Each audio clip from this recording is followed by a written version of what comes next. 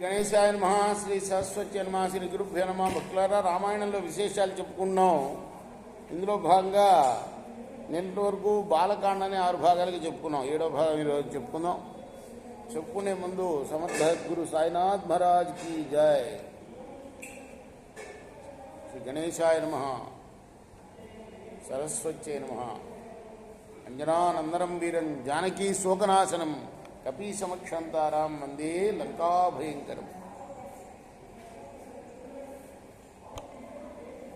లంకాపట్నం చేరాడు. ఎవరు? హనుమంతుడు. ఎంత నారదుడు చెప్తున్నాడు వాల్మీకి.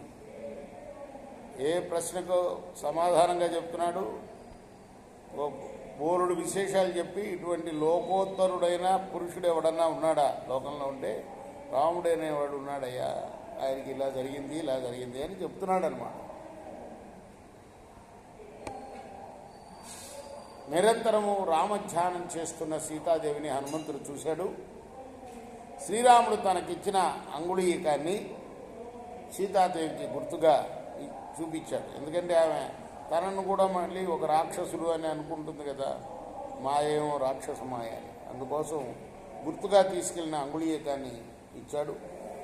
సుగ్రీవుడితో జరిగిన మైత్రిని గురించి కూడా, వానరులందరూ నిన్ను వెతకడానికి వెళ్ళిన సంగతి, ఆమెను వెతకడానికి వెళ్ళిన సంగతి, ఇదంతా కూడా సీతమ్మనికి చెప్పాడు. రాముడు తప్పనిసరిగా వస్తాడమ్మా, నేను రక్షిస్తాడు అని చెప్పి అక్కడ అశోకవనానికి ఎంట్రన్స్ ఉంటుంది కదా, వెలుపలి ద్వారం, దాన్ని ధ్వంసం చేసి వెళ్ళాడు. కోతి శాస్త్రాలు అంటే ఇవే కదా. ఆ తర్వాత రావణుడి యొక్క సేనాపతులు 7గురిని చంపేశాడు. మంత్రిపుత్రులు 7గురిని చంపేశాడు. ఆయన కుమారుణ్ణి, అక్షకుమారుణ్ణి చంపేశాడు. చివరికి ఇంద్రజిత్తు ప్రయోగించిన బ్రహ్మాస్త్రానికి కట్టుబడ్డాడు, అంటే పట్టుబడ్డాడు అని చెప్పుకోవచ్చు కదా.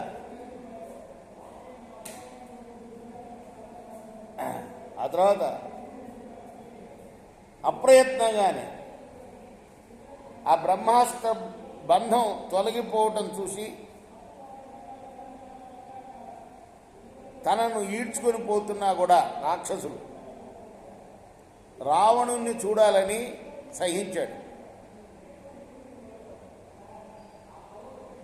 అంటే రావణుడు ఎట్లా ఉంటాడు, వాడి పరాక్రమం ఏమిటి, వాడి కథా తమాష ఏంటి, అది కూడా తెలుసుకొని, ఒక సీతమ్మని చూశాను అని చెప్తే ఎట్లా, ఇంకా విశేషాలు కూడా తెలుసుకోవాలి కదా.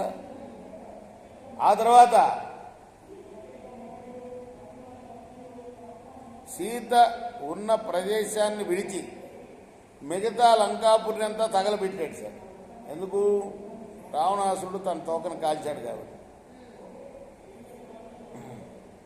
ఆ తర్వాత రాముణ్ణి చేరుకొని చూచాను సీతను అని యథాతథంగా జరిగిన వృత్తాంతాన్ని వివరించాడు. రేపు మనం మరొక భాగంలో మిగతా కథ కొనసాగిద్దాం.